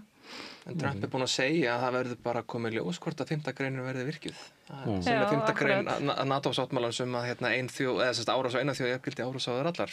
Og það eiginlega hljómar sko, hún verður virkjuð ef þið borgið. Já, í öllu falli er svona tilfengin eins og Evrópa sé svolítið ein sko, einhvern veginn, ein á báti. Og svolítið sundruð. Ólíkir hagsmunir, ólíkt öryggismætt. Sumir eru nálægt Rússlandi og sögu á því óttasta meira en anskotan sjálfan. En ég meina nú á Þýski... Úti Ballarhafi og það var vel ekkert upp á Rússa að klaga ekki ennum tíðina. Við áttum ágætis viðskipti við á kaldræðstísárunum og þeir stutt okkur í þorskastriðinu og ég veit ekki hvað og hvað. En nú á Þýski herinn að verða svo upplögust í Evrópu, kanslarinn þar búinn að lýsa yfir. Þannig áður brá, sko. Það verið sagt NATO að það sé til þess að halda Bandaríkjamönnum inn í Evrópu, Rússum úti og þjóðurum niðri. Nú eru Bandaríkjamenn að fara út úr Evrópu, þjóðir að rísa upp og Rússar að koma inn. Þannig NATO ekki að virka eins og sagt. Herðu, ég veit ekki hvað ég á að bjóða ykkur upp á eitt stríð sem er kynjafræði, hefur á því? Nei. Skrifaði þú ekki incel? Ekki ritgerð en ég var með rannsóknarverkefni og svona á kynningu, já. Varst það rannsaka svona menn eins og Snorra Másson? Nei, ég efast nú að Snorri flokkist undir þann hóp, sko. Hann er talsmaður þess hóps. Já, hann talar svona inn í þann hóp. Talar alltaf inn í bara þann hóp og hugsa ég og marga fleiri. Nei, skildi þetta ekki rétt, er hann ekki Snorri ekki einhverjum ritdeilum við Þorstein Vaff Einarsson? Er það ekki það sem þetta gengur út á? Já, ég sá frá Snorra þar sem hann var með mynd sem honum hafði verið sendt út úr einhverjum kynfræðslu tíma sem Þorstein Vaff var með. Það sem var mynd af Snorra og hann var að hafa það eftir nemyndum að Þorstein hefði nú ekki talað vel um sig. Og var að velta upp hvort að er það virkilega þannig að við sem komið með þessi skildu námsgrein í skólunum að tala illa Snorra Másson. Já, ég meina við veitum náttúrulega ekkert hvað fór fram í þessari kennslustund og ég meina þannig ýmsu sko, varpa fram upp á svona að fá samhengi og kontrast og annað sko. Og það er það nú sem að góður kennari gerir, hann ögrar líka svolítið. Og sérstaklega þú ert að kenna svona félagsfræðigrein og kynjafræði. Myndi ég segja sko, en ég veit ekki, ég er dyggur stuðningsmaður kynjafræði svona á bara sem flestum stöðum sem því verður við komið, bara eins og bara allir í svona fjölbreyttri menntun, sko. En fyrir utan þetta, ég veit ekki hvar Snorri birti þetta, þá er náttúrulega verið að svona herja á kynjafræðina. Já, það er svolítið skotmark á hana núna, sko. Það er alveg klárt, sko, að þessi hugmyndafræði frekar en vísindagrein og allt það, sko. Kristin, hvít, evangelísk þjóðurnis kirkja frá Bandaríkjunum. Já. Þessi verið að spilla börnunum okkar með kynjafræði. Ég verð að þessi menn þá ekki bara fara að sketta sér í leitir á haustinn og kirkja á sunnudögum og ég veit ekki, bara fleira, þú veist, þá þeir verða þó eftir þeim gildum sem þeir segjast tala fyrir, sko. Já. En maður má kvarta yfir nútímanum eða ekki, án þess að maður sé sagt vill þú ekki bara fara að reykja í bílum og hafa börnin ekki í öryggisbeltum, er það sem þú vilt? Þannig það er ekki alveg gefið að sá sem að finnur eitthvað af nútímanum vilji snúa tilbaka eða eitthvað? Nei, manni finnst nú samt sko þessi retorík vera svolítið svona afturhaldssöm sko, að vilja fara tilbaka frekar heldur en áfram sko. Haldið það sé þetta eðalega börnum með kynjafræði? Ég bara, það að kynna mér það betur en ég efast það? Er þetta ekki bara Nei, eitthvað ég er félagsvísindi? bara, jú, þetta er náttúrulega bara félagsvísindi og þetta er bara svona ákveðin að vera að kenna mann að skoða heiminn með ákveðnum glerugum og þú veist, það er ekki hægt að neita því að við búum í einhverju kynjakerfi og höfum gert og hérna undir okkur kvenna, þú veist, er staðrend, þannig að hérna, veist, þetta er bara mjög jákvætt að fólk eða krakkar læri, þetta er í framhaldsskóla kennsla sem við verðum að tala held ég. Öll svona retrotík er náttúrulega eitthvað svona tilraun til þess að reyna að breyta sögunni og endurskilgreina sér í hag og eitthvað. Mér finnst það bara allt bara að vera eitthvað innflutt kjaftaði. Sko ég heyrði, ég fylgdist nú ekki alveg ná með þessu, en ég heyrði að það sem maður fór fyrir brjóstu á Snorra væri þess að hún var líkt við Andrew Tate, eða hann allavega tók því þannig. Og eins og Bjarki segir, ég veit ekkert hvað fór fram í þessum tíma og þetta getur bara verið að andlitin á þeim hafi verið bara glærun á sama tíma eða eitthvað skilur eitthvað svona óbein tenging, en ég skil svo sem alveg að maður vill ekki láta líka sig við hann, hann er bara heldur hérna kærður mannsali og glæpamaður sko. Nei, hann er verulega ósanngjarn samanburður sko, en mér hefur samt fundist þessi málflutningur svona í garð kynjafræðinnar, þetta minnir bara óneitanlega á umræðana hérna þessa hinsegin fræðslu sem var svona fyrir kannski 2-3 ár síðan cirka sko, það sem var svona samsæriskenninga yfirbræð sko að það væri eitthvað hérna í gangi sem að mætti ekki grúma börnin. Já, akkurat sko. Það væri svona allt með annarlegum tilgangi. Akkurat. Það væri að vera að veiða börn yfir línuna. Já, einmitt. Já, þessi gagnrýni að því að við erum að tala um svona innflutning og ég held að við þurfum að fara að kynna okkur aðeins betur sko hvað liggur á bakvið þessari íhaldsmennsku í Bandaríkjunum og þessar hugmyndir sem eru á bakvið þessa evangelísku hvítu kirkjuðar. Þetta sem sé hlustaði á Charlie Kirk, hlustaði bara á hans síðu, þannig að ég var ekki að láta að mata mig eitthvað sem hann hefði sagt. Og það var meðal annars langur fyrirlestur mikilvægi heimakennslu og þá er það hugmyndið svo að við verðum að kenna börnunum sjálf af því að í skólakerfinu þá er verið að spilla börnunum okkar með kynjafræði og alls konar hugmyndafræðilegri dellu og svo er bara eitthvað svona spurningar og svör og hann er eitthvað spurður út í þetta og þá er hann að segja sko já, hafðu börnin þín heima því að börnin þín munu þá hafa börnin sem að koma úr almenna skólakerfinu í vinnu og þá er hans hugmyndi svo að það verður svo miklir yfirburðar fólk sem að losnar við heilaþvottin sem er í almenna skólakerfinu að það muni sigra raunverulega landið. Og þetta er náttúrulega með svona rótgróin hugmynd í Bandaríkjunum einhvern veginn, þetta með innrætingunni í skólakerfinu og hluta af þessu líka hvað foreldrar eru mikið að skipta sér af náminu víða í Bandaríkjunum, við einhvern veginn stjórna námsefninu og svo hvernig það er kennt og svona. Og stéttskiptingin líka sko sem að liggur í því að fólk að krakkarnir eru sendir í ólíka skóla, skilur sem að hefur ekki verið hingað til hér sko. Nei. Það er svona, já, einmitt. Nei, en ég meina, er ekki bara mjög margt í skólanum innræting og er það ekki bara pínu tilgangurinn líka, þú veist og námskráin er þá eitthvað svona nær utanum eitthvað sem er svona nokkurn veginn konsensus þú veist að við viljum að börnin læri. Já, bara ungur nemur, gamall temur. Já. Þannig að þú bara, lærir eitthvað á yngri árum sem fylgir þér allir tíð. Ekkert maður ég að gæla við það að stefna íslenska ríkinu fyrir það sem ég láti læra. Fá að mæta í réttarsalinn með mannkísuguna og Íslandssuguna. Það þarf að breytast í Helga Húseyjar. Sem var brjálaður Íslandssaga. Ef maður tæki það sem að manni var kennt þá er þetta náttúrulega stórkostleg þvæla. Íslandssaga Jónasar frá Hriflu og svona sko. Söguskoðun sko. Já, en bókvitið verður ekki askarna látið sko. Þetta skadabættur fyrir að ég var eyðilagður hana. Nei, en kannski líka gildi náms er líka bara svona varðandi vinnubröðu og annað. Ég held eins og ef ég taki bunkan sem að ég ætla að stefna ríkinu fyrir að hafa lært, þá er það líklega sko námsefni sem að Sigmundur Davíð og Snorri Másson myndu helst vilja að börnunum eru kennd í dag. Já, örugglega. Já, örugglega. Annars held ég að megnið af þessum gæjum sem er að halda öllu þessu fram, þeir trúa ekki einu sinni sjálfur. Akkur er það alltaf fram? Út af að þeir geta talað inn í hóp sem er tilbúin að taka þátt í þessu. Ég meina hvað var það Snorra, hann náttúrulega búið að vera að grafa upp tweet sem hann skrifaði fyrir nokkrum árum síðan hvað kynjafræði væri frábær og bara meira svona sá ég að hann talaði, setti það mikið við einhverja ræðu frá, ég man ekki hvort það var Sólveig Tómasdóttir eða Andrés Ingi eða einhver slík sko. Það skiptir skoðun. Og sem að má, að sjálfsögðu sko, en hann hefur ekki svarað það, ég veit sko hvað olli skoðan sínum sinnaskiptum sko. Kannski næringaskortur. Andlegur þá, eða hvað? Ég meina, heilin dularfullt fyrirbæri. Ef óttastöðun fær að ráða of miklu, þá tekur fólk oft hræðilegar ákvarðanir. En það oft þannig með fólk sem að tjáir sig mikið og það skrifa líka ýmislegt sem að stendur ekki við mörgum árum síðar. Boris Johnson einn af þeim, það alltaf verið að rifja upp eitthvað gamalt sem hann skrifaði. En lifum við í svona heimi sem að þú veist að tala það, væri svolítið að klofna, væri skautun.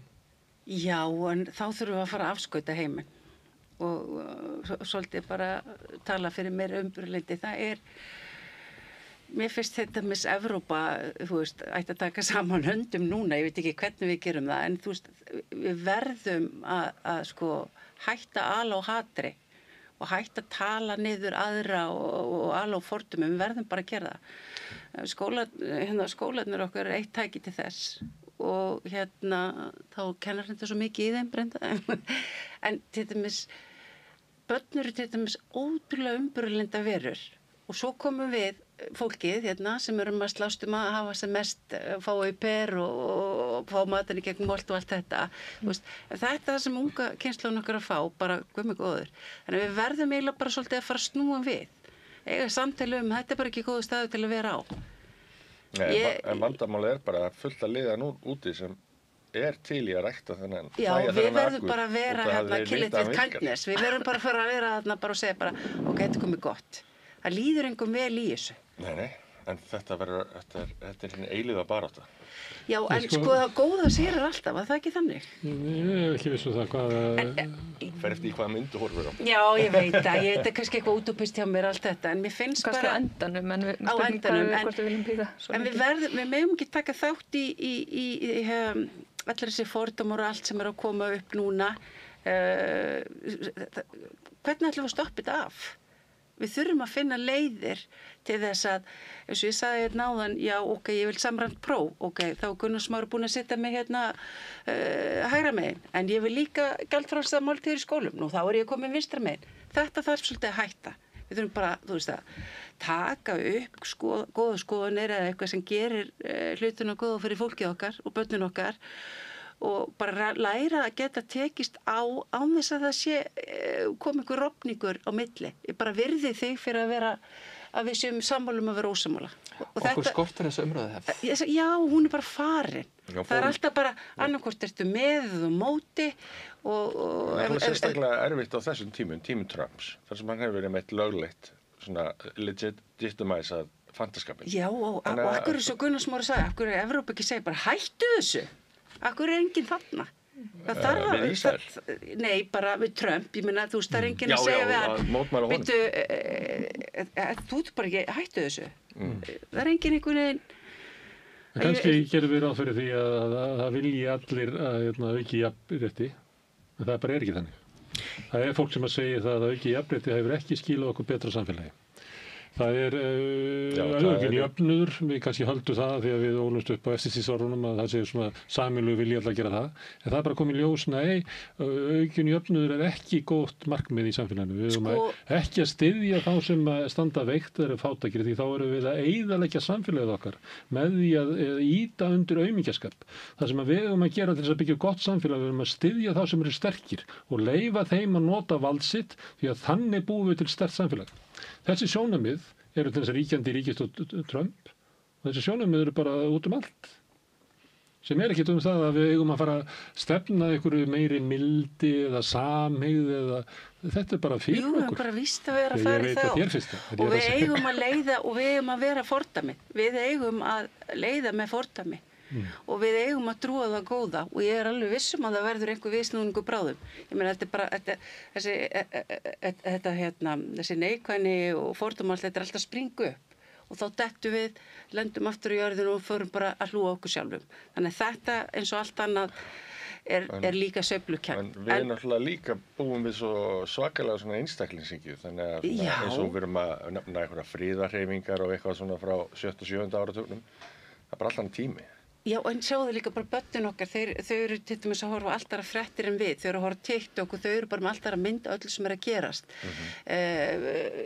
Ég meina, þegar þú opnar heiminn í gegnum netmiðla eitthvað, þá breytist líka eitthvað. Ég held nefnilega að kynslóðin sem er að koma, hún verður miklu betri en við. Hún verður umburðarlyndari og hún verður sterkari. Þannig við þurfum bara að klára okkur og svo kemur þetta góða. Þóra, ég verið að svekkja þig með því að þetta er líka sagt mína kynslóð. Já, ég veit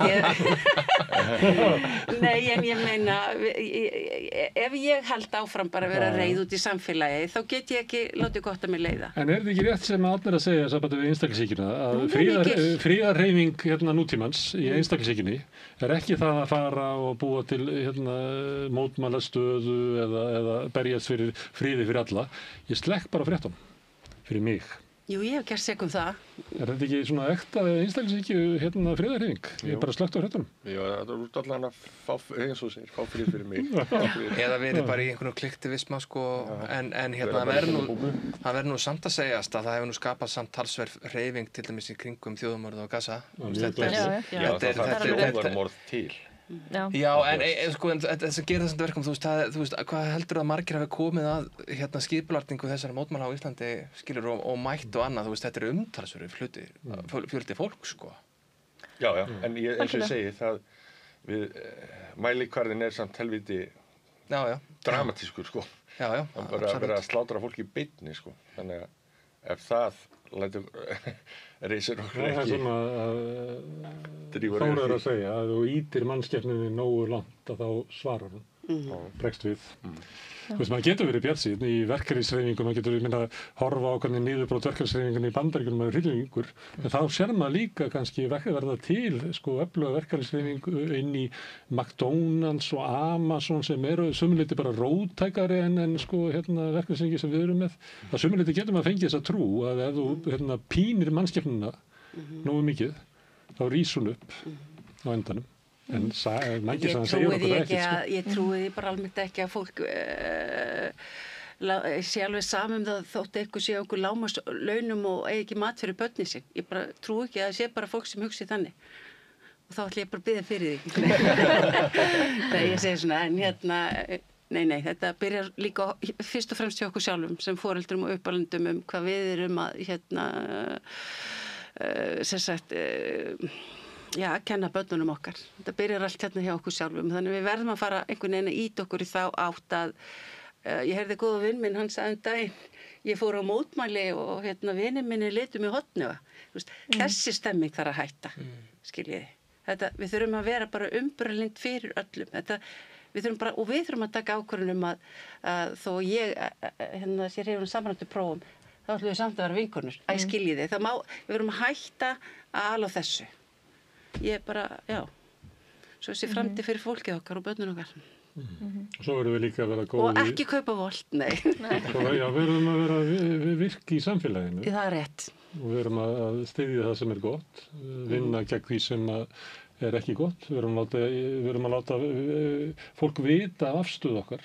Við höfum ekki ræna annað fólk og hugmyndinu hver afstöðu okkar. Við höfum ekki þegja. En hefur þú spáðið, af hverju er fólk svona feimið við að segja frá afstöðu sinni? Ég hef aldrei skilið það. Jú, það er alltaf þetta, trúið þú á þetta? Þú veist, fólk er hrætt við það hvað öðrum finnst það. Það er ekki góð leiðsögn. Það er bara skelfilegt. Það heitir spérhræðsla. Já.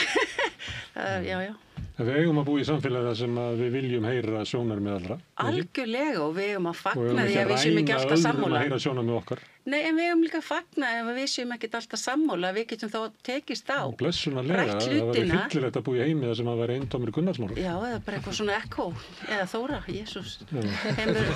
Klífum fólkinu við okkur. Herðu, gaman að fá okkur hérna að spjalla fréttir vikunar og hitta þetta. Já. Það fer nú bara að hinga og þanga þetta samtali okkur. Það má. Við erum svo umburðarlynd, það má. Árni, Bjarki, Saga og Þóra, kærar þakkir. Takk fyrir. Og ég þakka Pétri Fjellsted fyrir að taka upp og senda út, og ég þakka ykkur kærlega fyrir sem hafi verið að hlusta og horfa og sem hafi breytt þessu samtali okkar í fjölmiðlum. Minni á að þið hafi byggt upp dreifikerfið okkar bara með að segja vinum og vandamennu frá efni sem við sjáum hér og heyrið, og þá finnur fólk efnið okkar og þar með byggist upp dreifikerfið. Við erum á Facebook, við erum á YouTube, við erum á öllum hlaðvarpssveitum, við erum í útvarpinu á 89,1 á Stórhöfðborgarsvæðinu. Það var líka að sækja þær útvarpssendingar á spilarann, spilari.is er á netinu, svo spilar líka app sem mann hlaðar niður í símann, hlusta á samstöðun og allar íslenskar útvarpsstöðvar hvað sem er í heiminum. Það sem er nett, og svo erum við komin í sjónvarpi til þeirra sem svo heppin að skipta við fjarskiptafyrirtækið Símann. Þar erum við númer 5 á fjarstýringunni. Kannski, þetta vil ég veit ekki, menn önnur fjarskiptafyrirtæki bjóða sínum viðskiptavinum upp á efni frá samstöðinni sem er 24 tíma sólarhring, 7 daga í vikunni, allan þess hring, samfélagsumræðu við þetta rauða borð í öðru þáttur samstöðunar. Það sem knýr samstöðuna áfram með sáhluti áhorfenda og áhorfenda sem að gæst áskrifendur. Það er fólk sem að veit að það er mikilvægt að eiga í samtali í samfélaginu, sérstaklega kannski í okkar síðustu og verstu tímum. Og það leggur eitthvað til. Þú getur slegist í þann hóp með að fara inn á samstöðum.is, það er hnappur sem ástendur áskrift, það getur skráðið fyrir grunnáskriftinu sem er 2.750 krónur, þú mátt borga meira þú vilt og því sem að kjósið getur látið áskriftina renna sem félagsgjöldin í Alþýðufélagið og það er einmitt Alþýðufélagið sem á og rekur samstöðuna. En þetta er búið hjá okkur í bili, minni á að í fyrramálið verður það sem við kallum helgispjall, þá kemur Rúnar Guðbrandsson leikari og ætlar að segja frá sér og sínu lífi. En ég segi bara góða helgi.